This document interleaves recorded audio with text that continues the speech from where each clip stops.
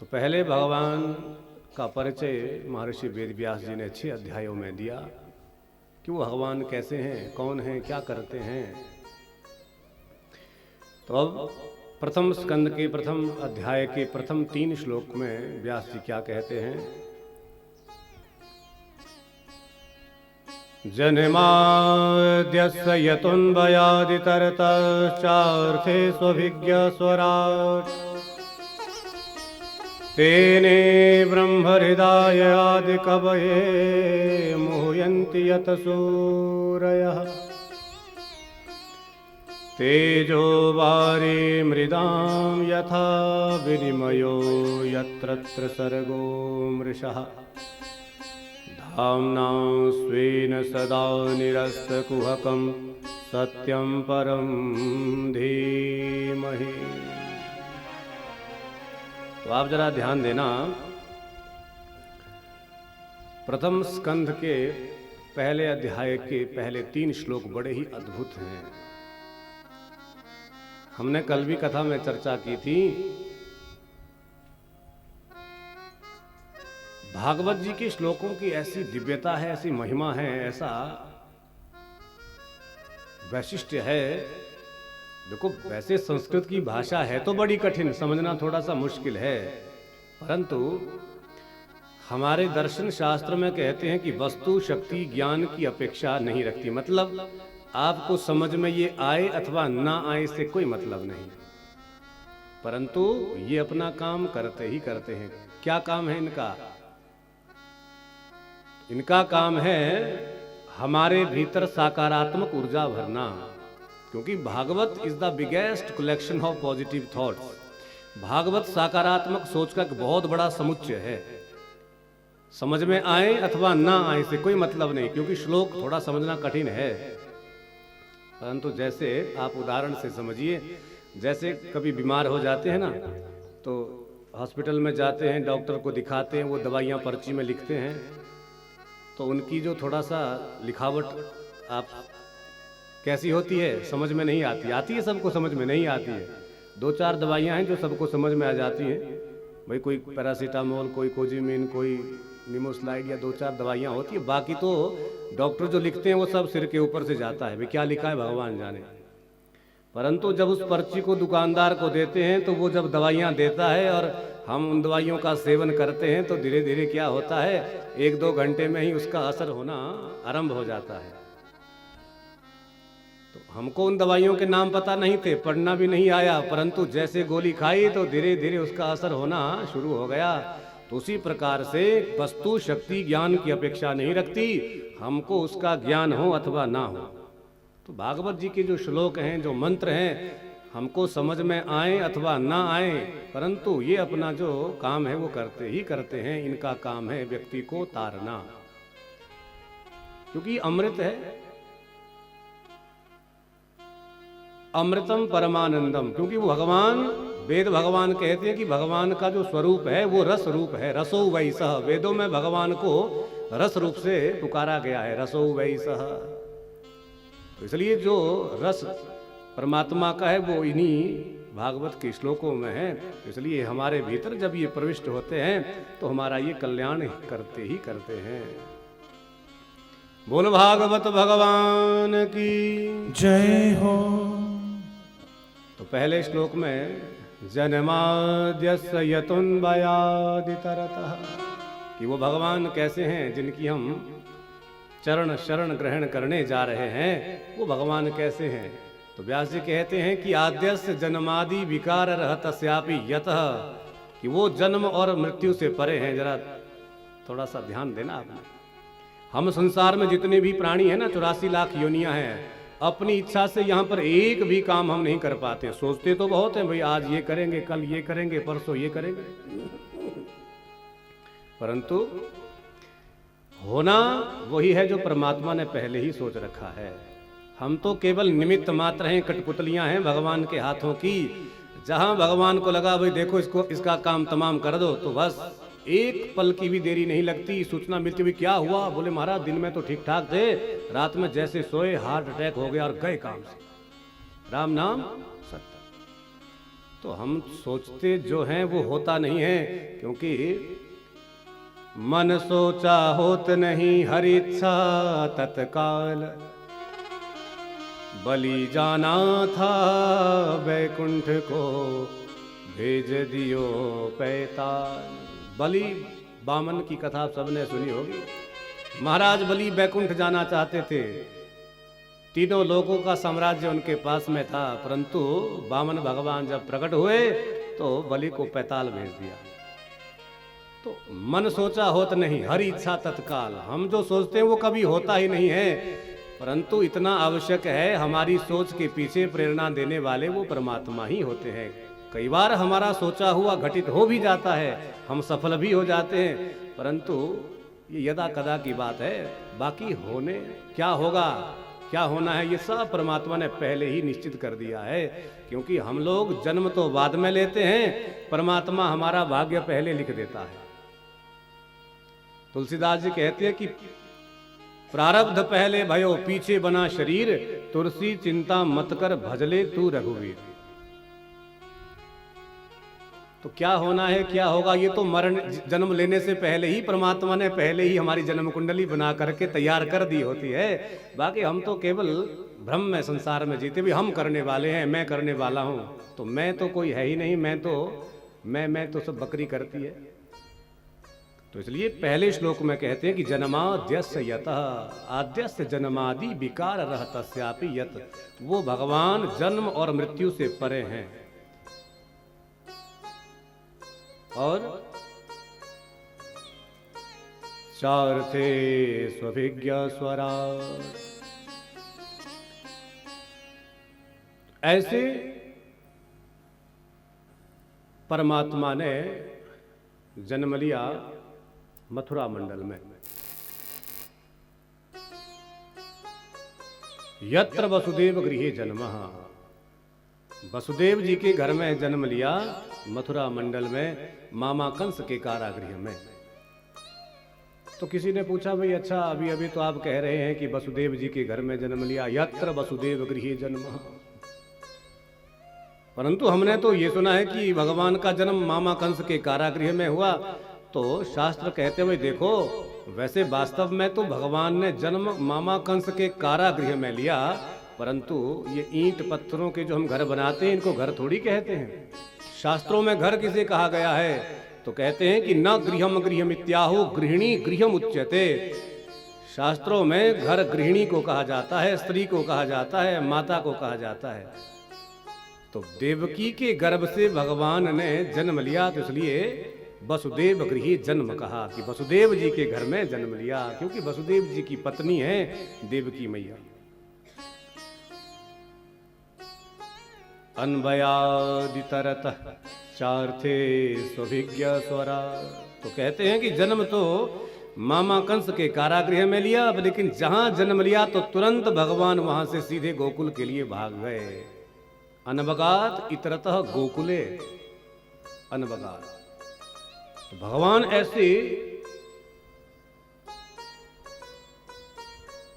अद्भुत चमत्कारी हैं कि जन्म लेते ही तुरंत गोकुल पहुंच गए।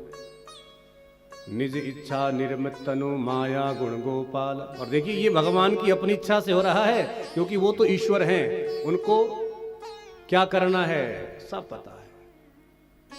तो जैसे गोकुल में पहुंचे तो चार थे स्वभिज्ञ स्वराट, तो महर्षि वेदव्यास जी कहते हैं अर्थेषु कंस वंचनादेषु निपुणः, मामा कंस ने जितने भी राक्षस भगवान को मारने के लिए भेजे, सबको भगवान ने मौत के घाट उतार दिया।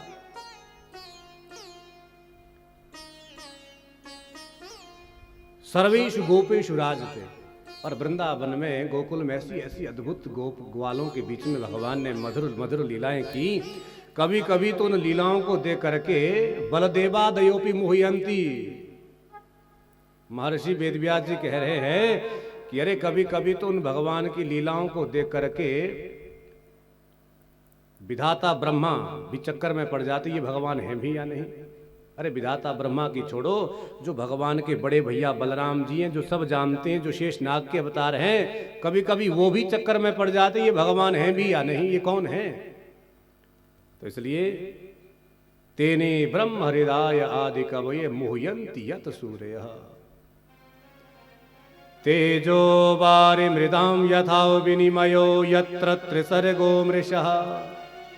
तो ऐसे तेजो वारि मृदाम यथा।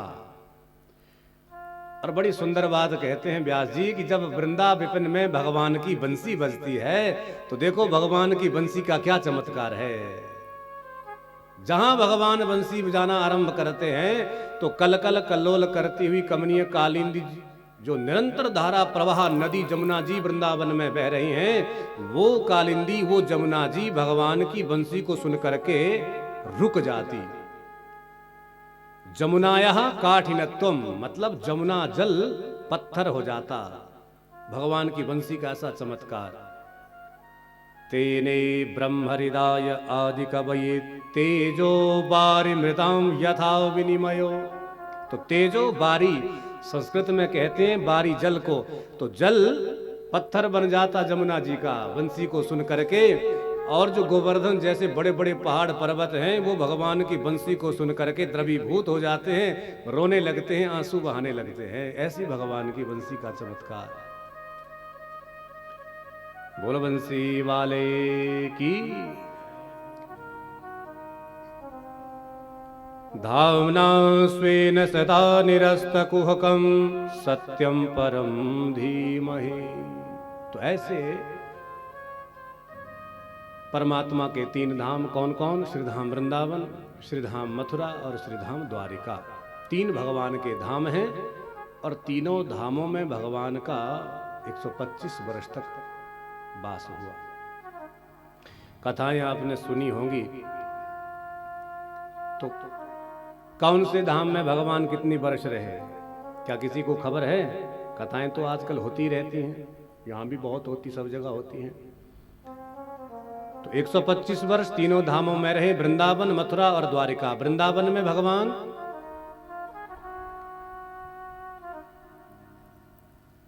7 वर्ष तक रहे हैं। 4 वर्ष तक भगवान देखिए पहले गोकुल में रहे, जन्म मथुरा में लिया, सीधे गोकुल पहुंचे, तो 4 वर्ष गोकुल में और 3 वर्ष वृंदावन में। तो 4 और 3 7।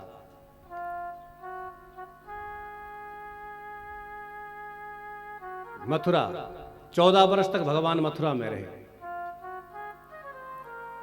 और 100 वर्ष तक द्वारिका में रहे। तो 100 वर्ष द्वारिका, 14 वर्ष मथुरा और 7 वर्ष वृंदावन, 4 वर्ष गोकुल। हाँ, 4 वर्ष गोकुल, 7 वर्ष वृंदावन, 7 और 4 11, 14 वर्ष मथुरा और 100 वर्ष द्वारिका में भगवान रहे।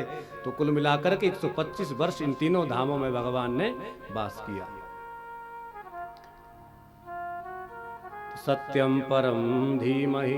तो ऐसे सत्य स्वरूप परमात्मा की हम सभी बारंबार मिलकर के वंदना करते हैं, उन सबको हम बारंबार प्रणाम करते हैं। बोल वृंदावन बिहारी लाल की जय हो। तो दूसरे श्लोक में क्या कहते हैं, आइए जरा इस पर ध्यान दें। धर्मां प्रोजित कैतवोत्र परमो निर्मत्सराणां स्वताम्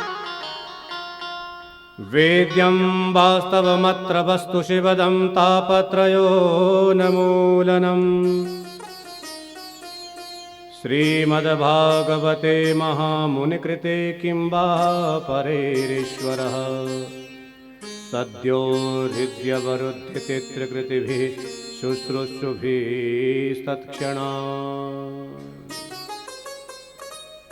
तो दूसरे श्लोक में व्यास जी कह रहे हैं कि इस भागवत में धर्म का वर्णन किया गया है।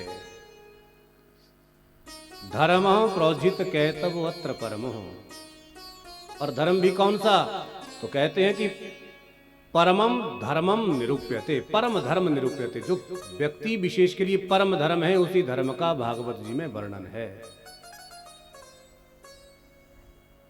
और धर्म कौन सा है? तो कहते हैं शास्त्रों में कि सत्य के बराबर दुनिया में कोई धर्म नहीं है। सनातनियों के लिए सबसे बड़ा धर्म है सत्य, और वो उसी सत्य का इस भागवत में वर्णन है।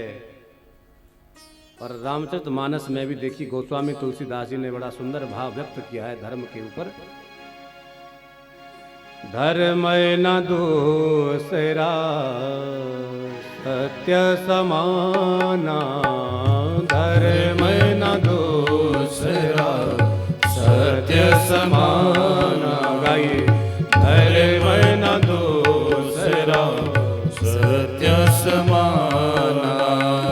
आगम निगम पुराण बखाना, आगम निगम पुराण बखाना, धर्म न दूसरा, सत्य समाना, धर्म न दूसरा, सत्य समाना। तो सत्य के बराबर दुनिया में कोई धर्म है नहीं, तो उसी धर्म का भागवत जी में वर्णन है, वही परम धर्म है। इसलिए परमम धर्मम निरूप्यते है, परम धर्म का विवेचन भागवत जी में है। और एक दूसरी बात, पहले श्लोक में मानो आप साधारण तरीके से ये समझे कि व्यास जी कह रहे हैं कि हम किसको ध्यावें, किसका ध्यान करें, किम ध्येयम, क्योंकि बहुत सारे देवता हैं। तो पहले श्लोक में हम किसको ध्यावें, दूसरे श्लोक में हम किसको गावें, क्या गाएं, और तीसरे श्लोक में किम पेयम, हम क्या पिए। तो किसको ध्यावें, किसको गावें और किसको पिए, ये तीन श्लोक हैं, ध्येय ज्ञेय और पेय। तो भगवान नारायण का ध्यान करें, क्योंकि भगवान नारायण ही इस जगत के आधार हैं। क्योंकि देखो आप जरा ध्यान देना, भगवान ही इस जगत के अभिन्न निमित्त उपादान कारण है। मतलब भगवान ने इस जगत को उत्पन्न किया और भगवान ही सृष्टि में व्याप्त हैं। जितने भी जीव हैं, जंतु है, प्रकृति है, ये जितने भी पेड़ पौधे हैं, सब परमात्मा का ही स्वरूप है। क्योंकि वेद भगवान कहते हैं यत ब्रह्मांडे तत् पिंडे, जो ब्रह्मांड में वही भगवान का विराट वपु है। धर्मं प्रोजित कैतवोत्र परमो निर्मत्सराणां सतां, वेद्यं वास्तवमत्र वस्तु शिवदं तापत्रयो नमूदनम्। वास्तव वस्तु का बोध ये भागवत हमको करवाती है कि वास्तव में हमारा जन्म संसार में क्यों हुआ है। और देखिए सबसे बड़ी बात भागवत की विशेषता क्या है। सत्य को तो सभी मानते हैं, मतलब दुनिया का कितना भी बड़ा झूठा व्यक्ति होगा ना, तो वो भी कभी ये नहीं चाहेगा भाई मुझसे कभी कोई झूठ बोले। जरा ध्यान देना आपने, एक नंबर का झूठा व्यक्ति भी कभी ये नहीं चाहेगा कि मुझसे कोई झूठ बोले। तो इसलिए भागवत में केवल सत्य की उपासना की है, आराधना की है। ये किसी देखो ना, तो हिंदू धर्म का सत्य तो सभी मानते हैं, चाहे हिंदू हो, मुस्लिम हो, सिख हो या ईसाई कोई भी हो, सत्य को सब मानते हैं। तो इसलिए भागवत में सत्य की ही वंदना की गई है। और सबसे बड़ी विशेषता भागवत की क्या है कि यदि हम अपने मन में भागवत जी को सुनने का संकल्प ले लें तो भगवान हम पर उसी समय कृपा कर देते हैं। क्या कहते हैं, सद्यो हृदय वरुध्य तेत्र कृतिभिः शुश्रूषुभिः तत्क्षणा। जहां हमने मन में संकल्प किया कि आज हम भागवत जी को सुनने जाएंगे, तो उसी समय भगवान हमारे हृदय में बंदी बन करके विराजमान हो जाते हैं। संकल्प मात्र लेने से फिर कथा में आओ अथवा ना आओ, इससे कोई मतलब नहीं, परंतु जहां मन में संकल्प किया तो वो भगवान हृदय में विराजमान हो जाते हैं तुरंत उसी समय। शुश्रूषुभिः तत्क्षणा। तो देखो इससे ज्यादा हमको क्या चाहिए, केवल मन में संकल्प लिया, भगवान हमारे मन में विराजमान हो गए। और यदि तो हम भागवत कथा को सुन लें तो उससे परम गति तो फिर और क्या होगी। तो इतनी बड़ी भागवत जी की विशेषता है, भगवान की विशेषता, कथा की विशेषता कि सुनने मात्र का संकल्प लेते ही भगवान हृदय में विराजमान हो जाते हैं। ऐसे हैं भागवत भगवान। बोल भागवत भगवान की जय हो। तीसरे श्लोक में क्या कहते हैं, आइए। तीसरा श्लोक बड़ा ही सुंदर, बड़ा ही मीठा। कहते हैं व्यास जी, कि स्वर्ग में एक देवताओं के पास निगम नाम का कल्प वृक्ष है, और ये भागवत उसी कल्प वृक्ष का पका हुआ फल है। इसलिए नितराम गमयति बोधयति स निगमो वेदः, ये निगम नाम के कल्प वृक्ष का पका हुआ फल है। अच्छा, तो महाराज इसका क्या करें? व्यास जी कहते हैं इस फल को पियो, क्योंकि इसमें सुखदेव जैसे परमहंस पारखी तोते ने अपनी चोंच से प्रहार किया है। आप जरा उदाहरण से समझना थोड़ी देर के लिए। तोते सबने देखे हैं, और संस्कृत में तोते को शुक कहते हैं, शुक। तो तोता फलों का बड़ा पारखी होता है, या तो वो उसी फल में चोंच मारेगा जो पहले से ही मीठा होता है, या आप ये समझिए कि जिस फल में तोते ने अपनी चोंच से प्रहार कर लिया वो फल कभी फिर खट्टा हो ही नहीं सकता है। तो तोता फलों का बड़ा पारखी होता है, तो इसलिए सुखदेव जैसे परमहंस पारखी तोते ने इस भागवत में अपनी चंचू से प्रहार किया है। मतलब सबसे पहले सुखदेव जी ने इस भागवत को पढ़ा, सुना, और सुखदेव जी के माध्यम से ही संसार में हम सबको आज ये उपलब्ध हो रहा है। तो इसलिए शुकमुखाद मृत द्रव संयुतम, इस भागवत रूपी फल को पियो, बार बार पियो। तो किसी ने पूछा, भाई वाह, कभी सुना है कि फल भी पिए जाते हैं? अरे फल तो खाए जाते हैं, क्या फलों को कभी पिया जाता है? तो व्यास जी कहते हैं, भाई देखो, फल वो खाए जाते हैं जिनमें छिलका होता है, गुठली होती है, लेकिन भागवत में तो आदि मध्यांत अमृत ही अमृत भरा पड़ा, इसमें छिलका गुठली कुछ भी नहीं। इसलिए इस फल को पिया जाता है, खाया नहीं जाता है। इसलिए अमृतम परमानंदम सएव द्रवो रसः, इसमें तो आदि मध्यांत अमृत ही अमृत भरा है। इसलिए इस फल को बार बार पियो। पिबत भागवतम रसमालयम मुहुरहो रसिका भुवि भावुका। अच्छा, तो भैया ये बताओ भी कौन कौन पी सकते हैं? तो व्यास जी कहते हैं, भी देखो, वैसे तो इस भागवत को सब पी सकते हैं, कोई भी सुन सकता है, किसी के लिए इनकार नहीं है, परंतु फिर भी विशेष 2 ही व्यक्तियों को भागवत सुनने का अधिकार है। वो कौन कौन है? रसिका भुवि भावुका। बोले, एक तो रसिक और एक भावुक। क्योंकि देखो, जिनको प्यास होती है ना, जो रस के पिपासु होते हैं, गर्मी के महीने में यदि खरे दोपहर में आपके घर में कोई आ जाए और यदि वो प्यासा व्यक्ति ये सोचे, भाई भगवान जाने ये किसका घर है, कौन है, किस जाति के हैं, प्यास तो बहुत लगी है, प्राण निकल रहे हैं, क्या पानी पी लूं? परंतु उस समय ये सारे प्रश्न नहीं होंगे, क्योंकि प्यासा व्यक्ति पानी के विषय में पूछेगा, पानी मांगेगा जरूर, लेकिन उसमें प्रश्न नहीं करेगा, क्योंकि प्यास के मारे प्राण निकल रहे हैं। तो इसलिए जो रस के पारखी होते हैं, जो रसिक होते हैं, जो भावुक होते हैं, ये भागवत की कथा भी उन रसिक और पिपासु रसिक जनों के लिए और उन भावुक लोगों के लिए ही है। तो रसिका और भावुका, रसिक और भावुक व्यक्ति को ही भागवत सुनने का आह्वान किया। बाकी जो अन्य लोग होते हैं, कई लोग कहते हैं, भाई देखो, हमने तो बहुत बार कथा सुन ली। अरे क्या कथा भागवत की सुननी? वही कथा, वही व्यास। तो समझो उन्होंने कभी कथा सुनी ही नहीं है। क्योंकि देखो, हम भोजन करते हैं ना, सुबह करते हैं तो शाम को पच जाता है, शाम तक दोबारा भूख लग जाती है। यदि एक बार खाने से ही जीवन भर हमारी यात्रा चल पड़ती तो फिर कौन कमाता, कौन खाता? तो जैसे हम सुबह खाते हैं तो शाम तक वो सब पच जाता है, शाम को भोजन और करना पड़ता है। तो उसी प्रकार ये कथा भी है। इसलिए मुहुरहो रसिका भुवि भावुका, जब तक जीवन की यात्रा है तब तक इस भागवत रूपी रस को पियो।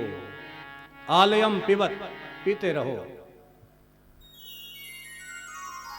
बोलिए भागवत भगवान की जय हो।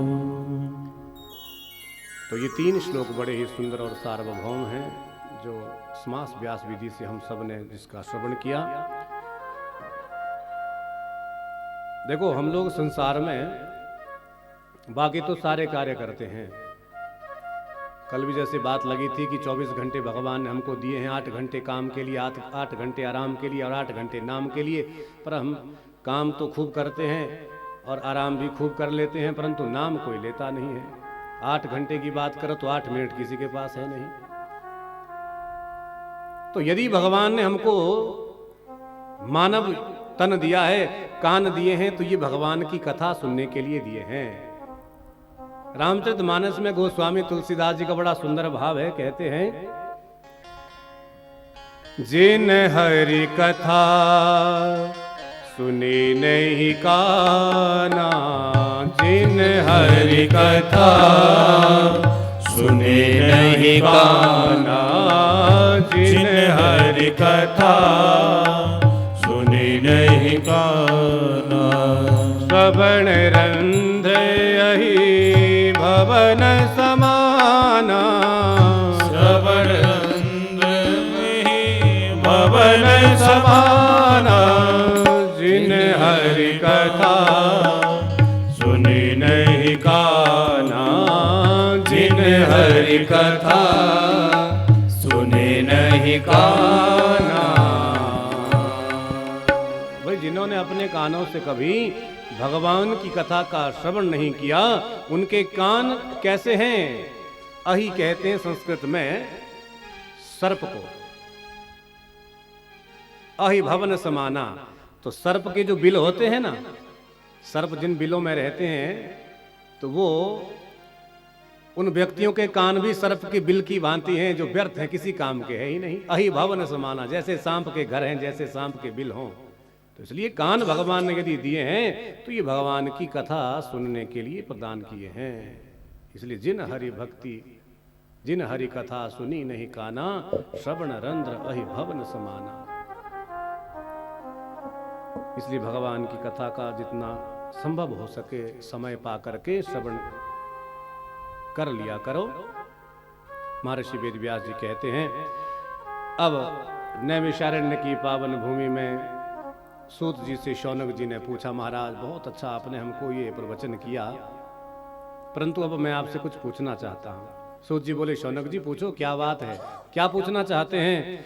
तो शौनक जी कहते हैं, प्रभु त्वया खलु पुराणानि सेतिहासानि चानघ,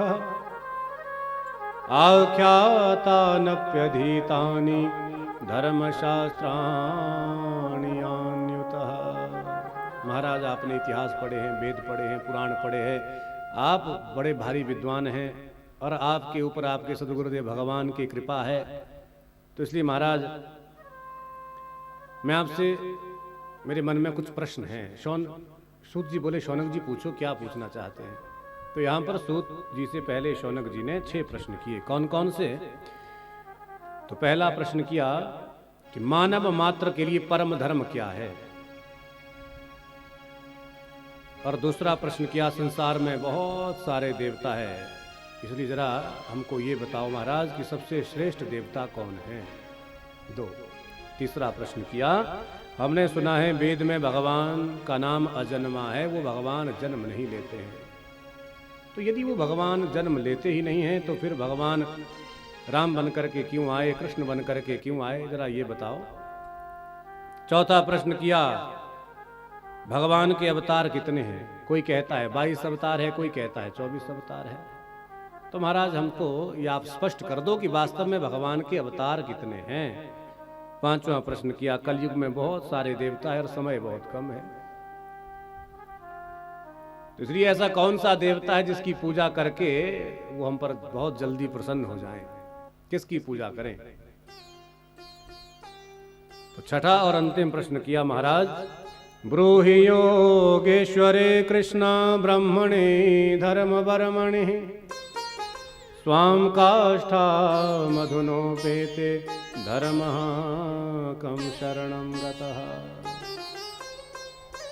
महाराज जरा ये बताओ, जब भगवान कृष्ण धराधाम पर आए थे तो जब वो अपनी लीला स्मरण करने के बाद वापिस बैकुंठ धाम को गए तो धर्म कम शरणम गतः, धर्म किसकी शरण में गया?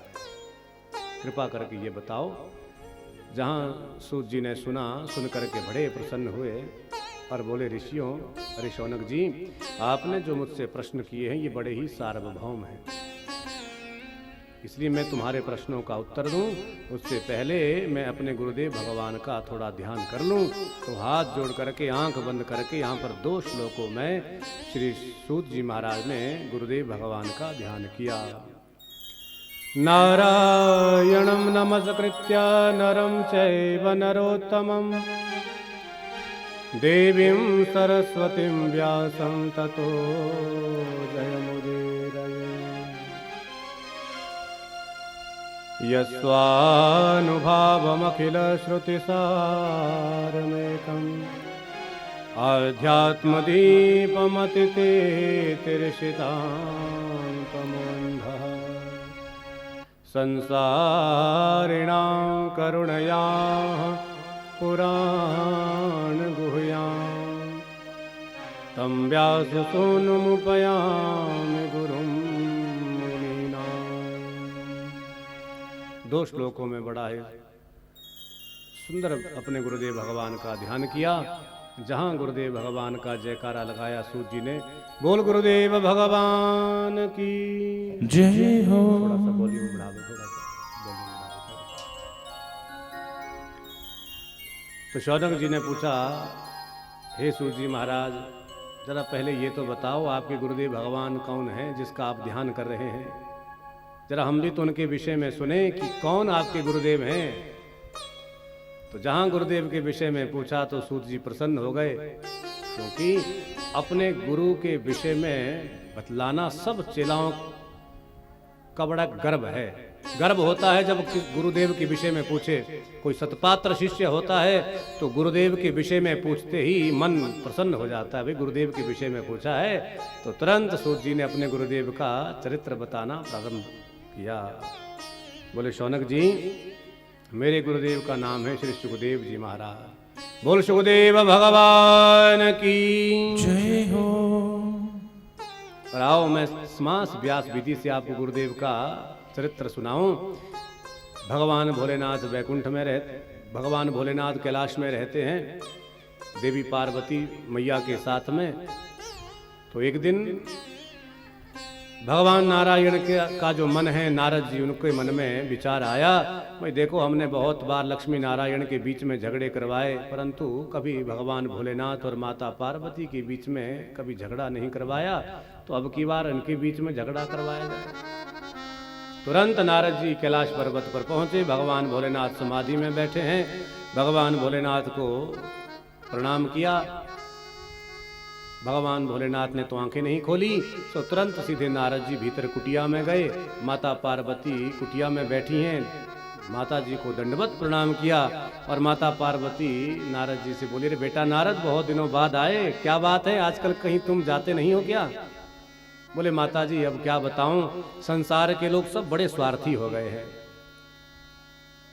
सब एक दूसरे से स्वार्थ का प्रेम करते हैं। इसलिए कहते हैं ना, सुर नर मुनि सब की यही रीति, सुर नर मुनि सब की यही रीति, स्वार्थ लाग करहु सब प्रीति, स्वार्थ लाग करहु सब प्रीति, सुर नर मुनि सब की यही रीति, सुर नर मुनि सब की यही रीति।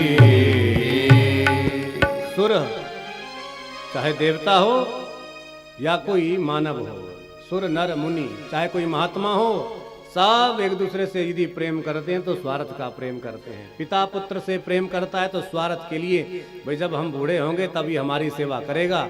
और पुत्र की प्रीति पिता से इसलिए है कि वो हमारा पालन पोषण कर रहे हैं, हमारी इच्छाओं की पूर्ति कर रहे हैं। तो सब संसार स्वार्थी है, इसलिए मैं आजकल कहीं ज्यादा घूमता फिरता नहीं हूं।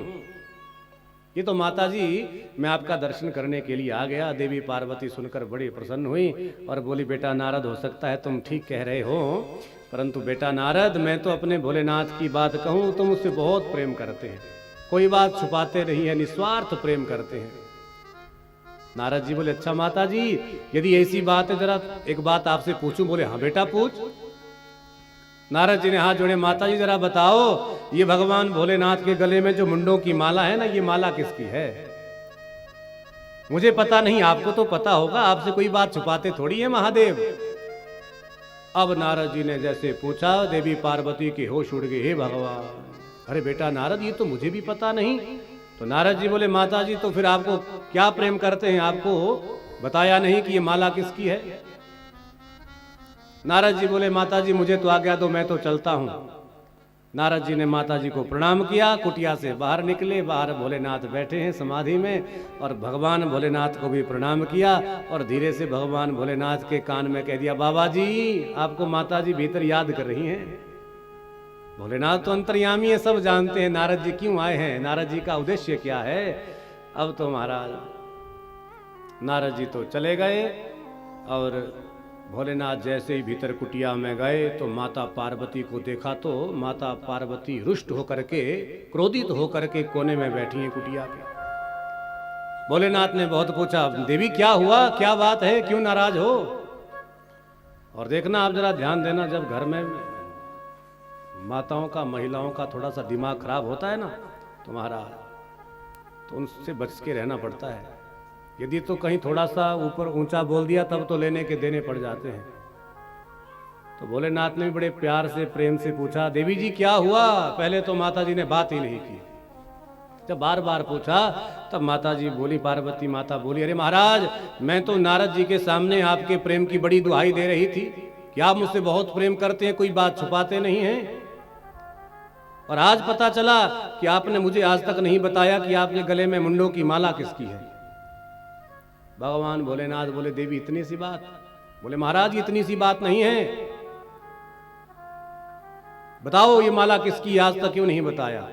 भगवान भोलेनाथ बोले, देवी ये किसी और के मुंड नहीं, ये तुम्हारे ही, आपके ही मुंड हैं। पार्वती माता बोली, अरे महाराज क्या बात कर रहे हैं, मुझे समझ में नहीं आया, क्या मेरे मुंड, क्या मतलब? बोले देवी जब जब कल्प समाप्त होता है, सृष्टि समाप्त होती है, तो सब चराचर जीव जंतु मर जाते हैं, और जब सारा चराचर ही समाप्त हो जाता है तो तुम भी मर जाती हो, तुम्हारी भी मृत्यु हो जाती है। तो जैसे ही तुम्हारी मृत्यु होती है तो मैं तुम्हारा एक मुंड अपने गले में धारण कर लेता हूं। क्यों? क्योंकि अगले जन्म में मुझे तुम्हारी याद बनी रहे, मैं तुमसे ही विवाह करूं। तो इसीलिए ये जितने भी मेरे गले में मुंड हैं ये सब आपके ही हैं। अब बताओ देवी, क्या मैं आपसे प्रेम नहीं करता? इतना प्रेम करता हूं कि मरने के बाद आपका एक मुंड अपने गले में धारण कर लेता हूं। कौन ऐसा पति होगा? अब तो सुनते ही माता पार्वती को और क्रोध आ गया। महाराज तब तो आप कपटी नहीं, आप महान कपटी हैं, आप बहुत झूठे हैं। भगवान बोले, देवी अब क्या हुआ? देवी पार्वती बोली, महाराज आपके माला में, आपके गले में जितने भी मुंड हैं सब मेरे ही हैं। मतलब इतनी बार मेरी तो मृत्यु हो गई है और आपका इसमें एक भी मुंड नहीं है, आपकी एक बार भी मृत्यु नहीं हुई। इसका मतलब आप तो महान कपटी हैं। आपने कौन सी ऐसी दवाई पी रखी है, औषधि पी रखी है, आप तो अमरनाथ बनकर के विराजमान हैं और मुझे बार बार मरना पड़ता है। भोलेनाथ बोले, देवी हमने कोई औषधि नहीं पी रखी है, हमने केवल अमर कथा का पान किया है, और जो अमर कथा का पान करता है वो अमर हो जाता है, फिर वो जन्म मृत्यु के बंधन से ही छूट जाता है। देवी पार्वती बोले, अच्छा महाराज यदि ऐसी बात है तो मुझे भी सुनाओ, मुझे भी सुननी है। भगवान बोले, ठीक है देवी, तो तुम भी सुन लो। तो देवी कुछ नियम हैं? बोले हाँ महाराज बताओ, हम सारे नियम करेंगे, मैं सारे नियम करूंगा। देवी एक तो कथा वक्ता के समक्ष बैठ करके सुनी जाती है। तो तुरंत देवी पार्वती धरती पर आसन लगा करके बैठ गई। भगवान भोलेनाथ भी सामने बैठ गए। भगवान भोलेनाथ ने कहा, देवी देखो हम जब कथा कहना आरंभ कर देंगे तो हम तो आंख बंद करके कथा कहेंगे, तुम बीच में हाँ जी करती रहना ताकि मुझे लगे कि तुम कथा सुन रही हो। ठीक है महाराज, ये भी कर लेंगे। अब भगवान ने जब कथा आरंभ की उससे पहले अपना डमरू निकाला और भयंकर अपना डमरू भोलेनाथ ने बजाया। तो जितने भी कैलाश पर्वत पर पशु पक्षी थे सब डमरू का शब्द सुन करके भाग गए। बड़ा भयंकर डमरू भगवान ने बजाया। अब जहां भगवान भोलेनाथ रहते हैं उसी कुटिया में एक नर तोता और मादा रहती है।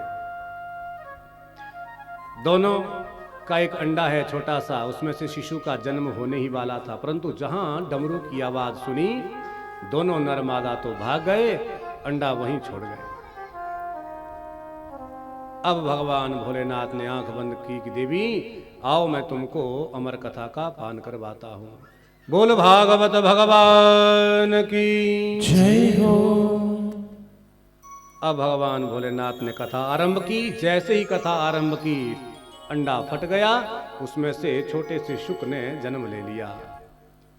भगवान कथा कहते गए, माता पार्वती हांजी हांजी कर रही है। एक दिन बीता, 2 दिन बीते, 3 दिन बीते, 4 दिन बीत गए। भगवान भोलेनाथ कथा सुना रहे हैं, देवी पार्वती सुन रही हैं। और देखो तोते का छोटा सा शुक भी बड़े ही आनंद के साथ भगवान की कथा सुन रहा है। 4 दिन जैसे बीते तो माता पार्वती को निद्रा आ गई। कथा में सबसे जल्दी आने वाला विघ्न है निद्रा देवी ही। और गर्मियों में तो खास करके बहुत जल्दी नींद आ जाती है, कथा सिर के ऊपर से निकल जाती है। भाई क्या कह रहे हैं राम जाने, उस समय कुछ भी याद नहीं रहता है। तो माता पार्वती को भी नींद आ गई। अब तोते के बच्चे ने देखा भाई माता जी तो सो गई, हांजी हांजी बंद हो जाएगी तो भगवान भोलेनाथ कथा सुनाना ही बंद कर देंगे।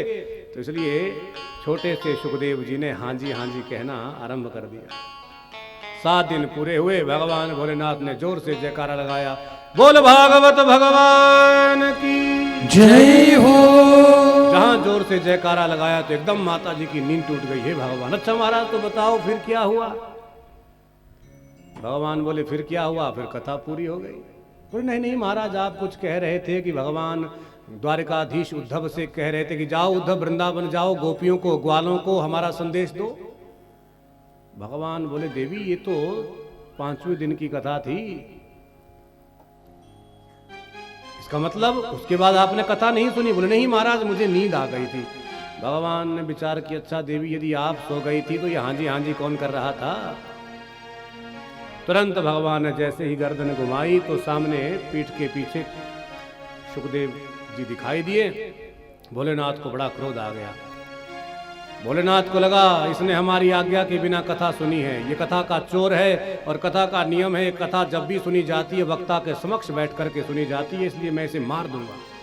भगवान भोलेनाथ ने अपना त्रिशूल उठाया और सुखदेव जी को मारने के लिए जैसे ही उठे सुखदेव जी डर गए और सुखदेव जी वहां से उड़ते उड़ते सीधे कैलाश पर्वत से नीचे बद्री विशाल की तरफ भागे। उत्तराखंड में बद्री विशाल भगवान जहां विराजमान है और बद्री विशाल में उस समय महर्षि वेदव्यास जी रहते हैं। जो लोग बद्री विशाल गए होंगे, चौथा धाम है बद्री विशाल। तो बद्री विशाल से आगे 3 किलोमीटर आगे माना गांव है जहां पर भगवान वेदव्यास जी की कुटिया है। महर्षि वेदव्यास जी वहां रहते हैं। धर्मपत्नी महर्षि वेदव्यास जी की बिटिका देवी जी भी रहती हैं। बहुत बूढ़ी हो गई हैं परंतु कोई घर में संतान नहीं थी। एक उसी दिन कुटिया के बाहर बैठी हैं। कुटिया के बाहर बैठी बैठी अचानक बिटिका देवी जी को उबासी आई। जहां उबासी लेने के लिए मुंह खोला तो तुरंत सुखदेव उड़ता हुआ बिटिका देवी के मुखमंडल जी से सीधा उनके गर्भ में चला गया। भोलेनाथ ने चारों तरफ ढूंढा, कुटिया के बाहर कहां गया कहां गया। भीतर से भोलेनाथ जी आए, अरे महाराज, अरे प्रभु आप हमारे कुटिया के बाहर क्या कर रहे हैं। भगवान भोलेनाथ बोले, रे व्यास जी हमारा एक चोर आपके घर में घुसा है। अच्छा महाराज क्या चोरी की है। बोले उसने हमारी कथा बिना आज्ञा के सुनी है, वो कथा का चोर है, उसे मार देंगे।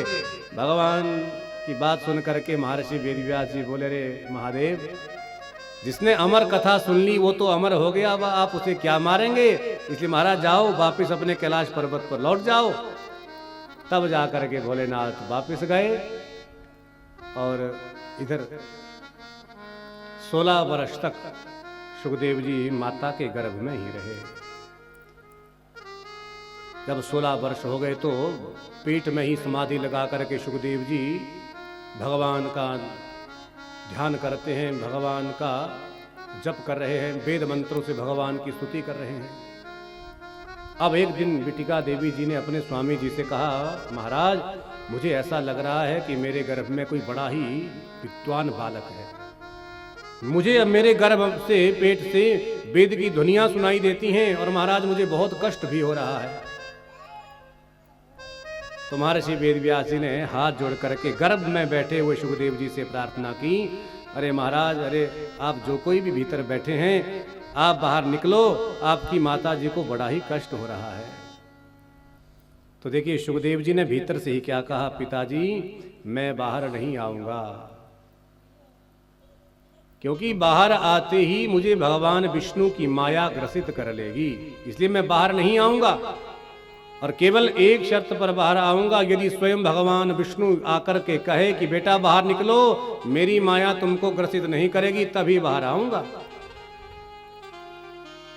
तो महर्षि वेदव्यास जी ने भगवान नारायण का ध्यान किया, भगवान नारायण प्रकट हुए। तो नारायण भगवान ने कहा, बेटा सुखदेव बाहर निकलो, मैं तुमको वचन देता हूं कि मेरी माया तुमको ग्रसित नहीं करेगी। तब 16 वर्ष के बाद सुखदेव जी महाराज अपनी माता जी के गर्भ से बाहर निकले। बोल सुखदेव भगवान की जय हो। और आप जरा ध्यान देना, शिशु जब तक माता के गर्भ में होता है ना 9 महीने तक, तो जीव जब तक भीतर है तब तक हाथ जोड़ करके बार बार भगवान से प्रार्थना करता है, प्रभु मुझे इस नरक से बाहर निकालो, बाहर निकालो, बाहर निकालो। क्योंकि गर्भ को भी शास्त्रों में एक नरक की ही संज्ञा दी गई है, क्योंकि पेट के अंदर अनेक प्रकार के जीव जंतु शिशु को काटते हैं, पीड़ा पहुंचाते हैं। तो यदि कहीं माता ने, गर्भवती महिला ने ज्यादा तीखा खा लिया, खट्टा खा लिया, तो उससे भी शिशु को समस्या होती है।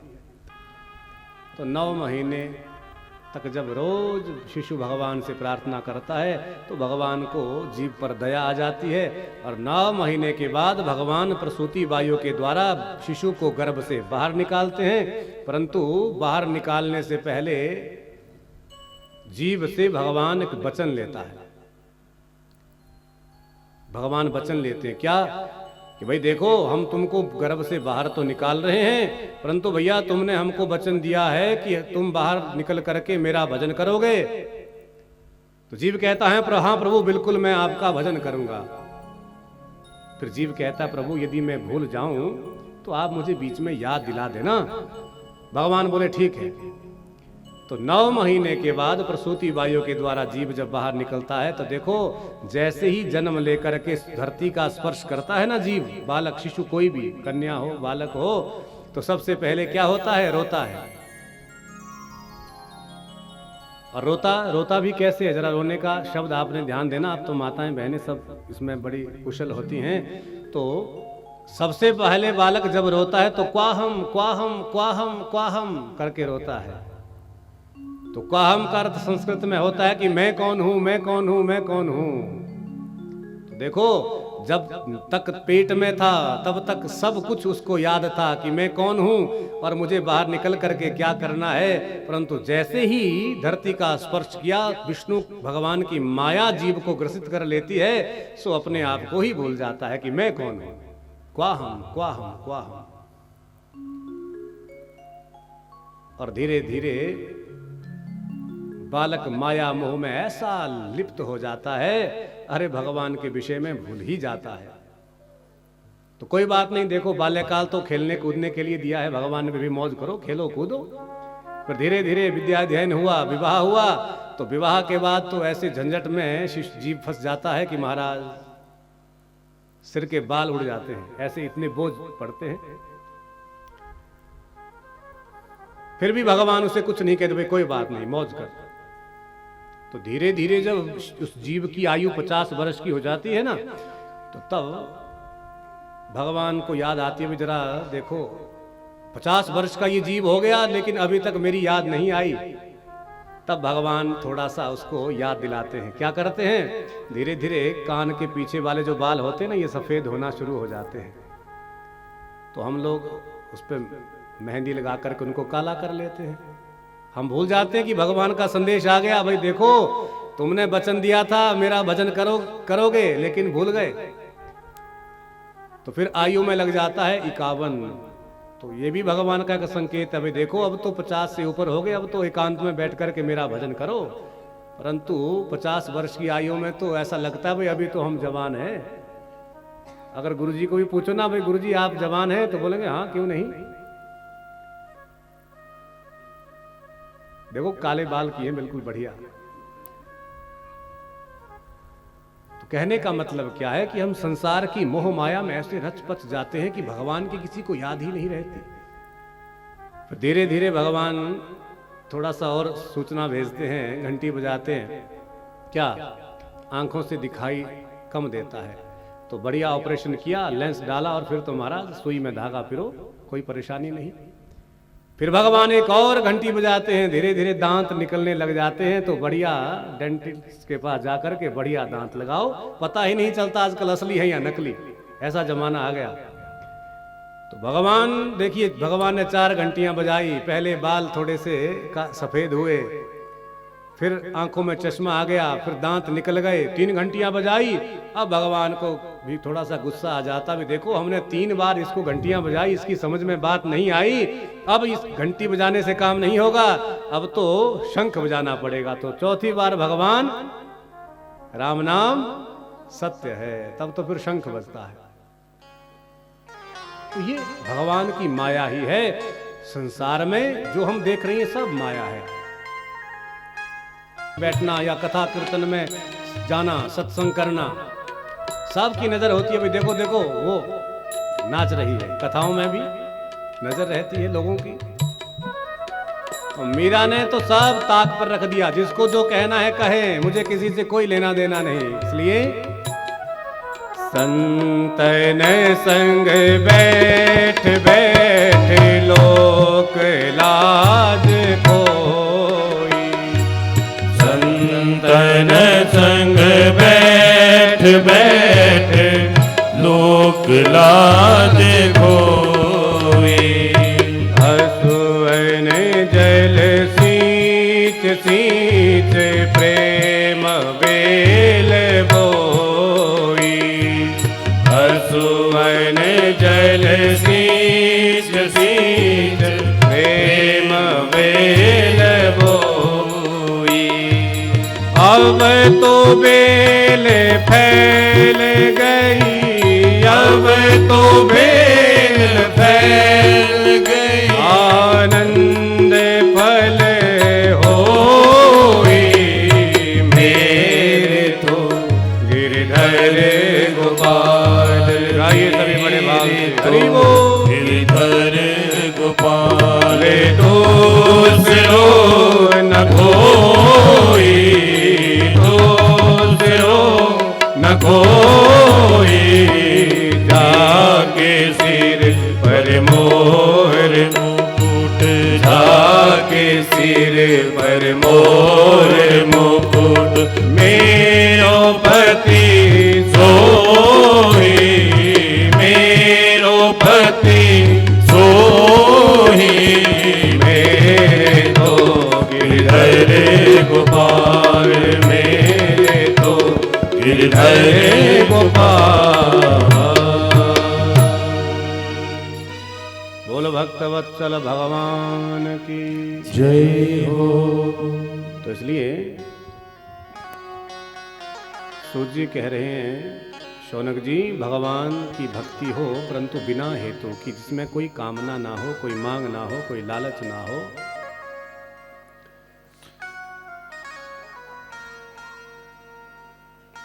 शौनक जी बोले महाराज अब हमको बड़ा सुंदर प्रवचन कर रहे हैं, जरा एक बात बताओ, जिस भागवत का आप हमको प्रवचन कर रहे हैं इसकी रचना कब हुई, कहाँ हुई, किसने की, क्यों की, कस्मिन् युगे प्रवृत्तियम स्थाने वा केन हेतुना। क्योंकि कोई ना कोई तो हेतु प्रयोजन रहा होगा भागवत की जब रचना हुई। तो इसलिए महाराज बताओ भागवत की रचना कब हुई और कहाँ हुई, किसने की। तब सूत जी कहते हैं, शौनक जी, पाराशर्य महाभाग भवत कच्चिदात्मनः परितुष्यन्ति शारीर आत्मा मानस एव वा।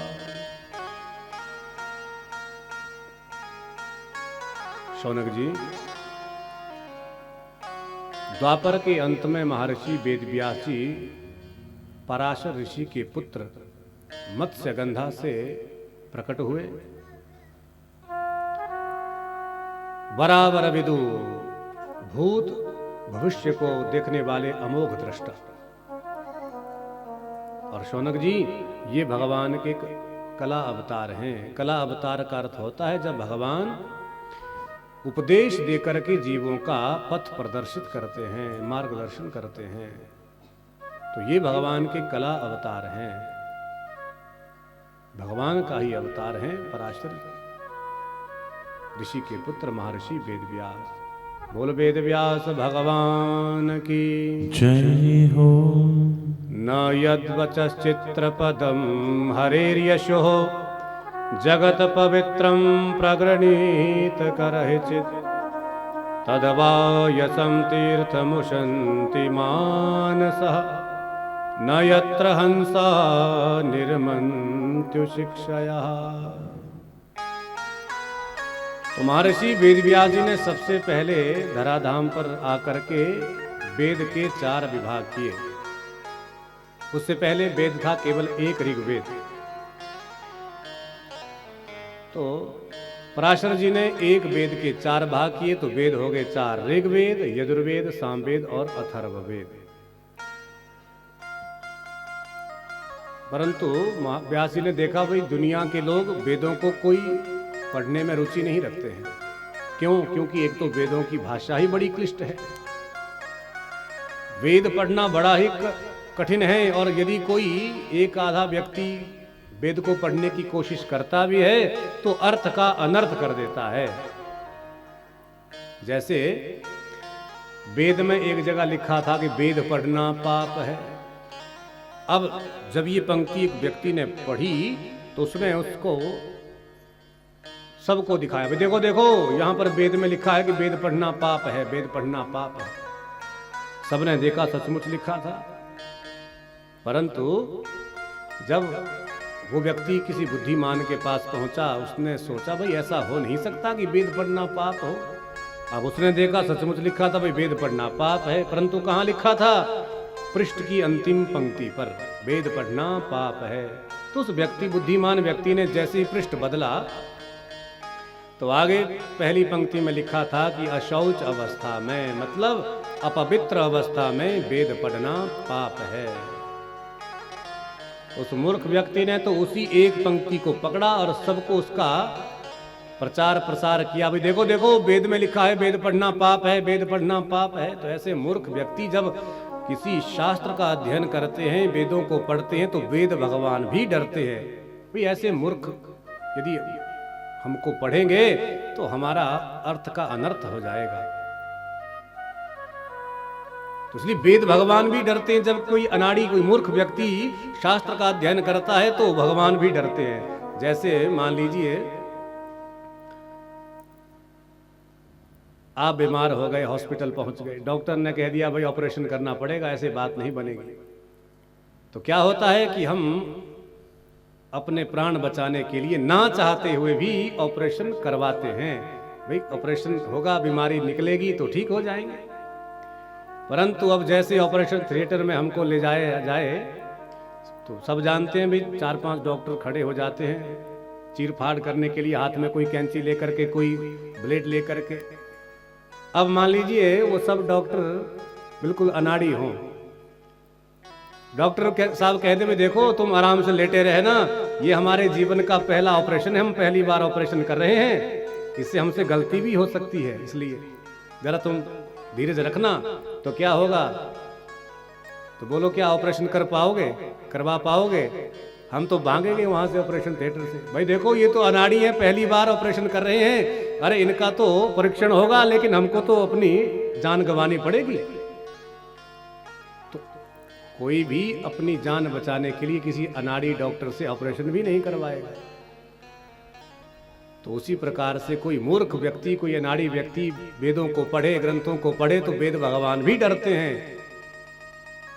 अर्थ का अनर्थ कर देते हैं मूर्ख व्यक्ति। तो वेद व्यास जी को लगा, हे भगवान अब क्या करूं। तो धीरे धीरे ग्रंथों की रचना करते गए और एक एक करके 17 ग्रंथ रच डाले। पंचम वेद महाभारत की भी रचना की, परंतु फिर भी लोग उनको पढ़ने में रुचि नहीं दिखा रहे थे। अब तो महर्षि वेदव्यास जी का मन बड़ा खिन्न हो गया, दुखी हो गया। हे भगवान, हमने इन मानवों के कल्याण के लिए एक वेद के 4 विभाग किए और 17 पुराण तक रच डाले, परंतु फिर भी लोग इनको पढ़ते नहीं। अब इन मानवों के कल्याण के लिए क्या करूं जिससे जनमानस का कल्याण हो सके। तो अपनी कुटिया में खिन्न मन बैठे थे, दुखी मन बैठे थे, उदास बैठे थे। तो महाराज तुरंत उसी समय वहां पर देवऋषि नारद जी प्रकट हो गए। बोलिए नारद जी महाराज की जय हो। व्यास जी ने नारद जी को प्रणाम किया, आसन बैठने के लिए दिया। नारद जी आसन पर बैठे। नारद जी ने पूछा, व्यास जी क्या बात है, क्यों दुखी हैं? बोले महाराज, मैंने इन मानवों के कल्याणार्थ बहुत कुछ किया, परंतु फिर भी लोग ना तो वेदों को पढ़ने में रुचि दिखाते हैं, ना शास्त्रों को पढ़ने में, इसलिए क्या करूं? तो नारद जी बोले, व्यास जी आपने अभी तक उस ग्रंथ का निर्माण नहीं किया जिसका नाम होगा भागवत महापुराण। अच्छा महाराज, ये कौन सा ग्रंथ होगा, इसकी रचना कैसे होगी? और महाराज मुझसे तो नहीं हो पाएगा क्योंकि मैं तो बहुत बूढ़ा हो गया हूं। तो नारद जी कहते हैं, व्यास जी भगवान जब धराधाम पर लीला करने के लिए आए थे ब्रजमंडल में, आप उन लीलाओं का एक पुराण बना करके लिख डालो, उसका नाम भागवत होगा। और फिर देखो लोग पागलों की भांति भागवत की कथा सुनने के लिए दौड़े दौड़े आएंगे। पीयूष पानाय धावंती रस लंपटा, क्योंकि जो रस के पिपासु होंगे वो दौड़ करके कथा सुनने के लिए आएंगे, इसलिए भागवत का निर्माण करो। व्यास जी बोले, महाराज मैं तो बहुत बूढ़ा हो गया हूं, अब इंद्रियां भी शिथिल हो गई है, शरीर में शक्ति है नहीं, तो इसलिए अब नहीं कर पाऊंगा। तो नारद जी बोले, व्यास जी घबराओ मत, अरे संत महात्माओं की शरण ग्रहण करो और भगवान कृपा करेंगे तो उन संत महात्माओं के सानिध्य में आप भागवत की रचना कर पाएंगे। और देखो, संत कृपा भगवान की कृपा से बड़ी होती है और उसका मैं साक्षात जीता जागता प्रमाण हूं। नारद जी कह रहे हैं, देखो मैं आपको अपना एक पूर्व चरित्र सुनाऊं। व्यास जी, मैं पहले जन्म में एक दासी पुत्र था, रामदास मेरा नाम था और मेरी मैया बहुत गरीब थी। मेरे पिताजी की मृत्यु हो गई और मेरी माँ दूसरों के घरों में जूठे बर्तन मांजती थी, तब जाकर के मेरा पेट भरती थी। एक दिन मैंने अपनी मैया से कहा, माँ तुम रोज सुबह उठ करके कहीं चली जाती हो, मुझे भी अपने साथ ले चलो। मेरी आयु केवल 4 वर्ष की थी, तो माताजी एक दिन मुझे भी अपने साथ ले गए। और जिस घर में मेरी मैया काम करती थी, जिस दिन मैं उस घर में गया, उसी दिन उस घर में कुछ संत महात्मा लोग आए सत्संग करने के लिए, चातुर्मास करने के लिए। तो महाराज व्यास जी, पहले दिन मैंने उन संत महात्माओं को देखा भजन करते हुए। दूसरे दिन मैंने मैया से फिर कहा, मैया मुझे आज दोबारा ले चलो, तो मेरी माँ मुझे फिर ले गई। और जब रोज मैं अपनी माँ के साथ उस घर में जाने लगा, तो 4 महीने में मैंने उन संत महात्माओं की बड़ी सेवा की। उनके चरण दबाता, उनको भोजन करवाता, उनकी जूठी पत्तल उठाता, और जब वो भजन कीर्तन करते तो उनके बीच में मैं भी बैठ करके खूब मस्ती से भगवान का कीर्तन करता। और 4 महीने में मुझे भगवान की भक्ति का ऐसा भूत लगा कि 4 महीने बाद जब वो संत महात्मा उस घर से जाने लगे, तब तो मैं उनका दीवाना हो गया और मैं तो उनके पीछे भागा, महाराज जी मुझे भी साथ ले चलो। महात्मा जी बोले, ठीक है बेटा चलो। तो मैं भी जैसे उनके साथ चल पड़ा, तो मेरी माँ दौड़ करके आई, संत महात्माओं के चरण पकड़ लिए। महाराज जी, एक ही तो मेरे बुढ़ापे का सहारा है, आप इसे ले जाएंगे तो मैं किसके सहारे जीऊंगी, इसलिए महाराज आप मेरे बेटे को मत ले जाओ। तो महात्माओं ने कहा, बेटा रामदास देखो, तुम्हारी मैया वृद्ध है और तुम ही इसका सहारा हो, इसलिए बेटा हम तुमको एक मंत्र दे देते हैं, घर में ही मंत्र का जप करना और जब तुम्हारी माताजी पधार जाए ना तब हमारे पास चले आना। तो मैं रुक गया, मुझे महात्माओं ने मंत्र दिया, मैं रोज घर में बैठ करके उस मंत्र का जप करता था। परंतु महात्मा लोग तो चले गए, मेरा घर में मन नहीं लगा। अब एक दिन मैं नदी के किनारे बैठा हुआ था और इतने में ही क्या हुआ,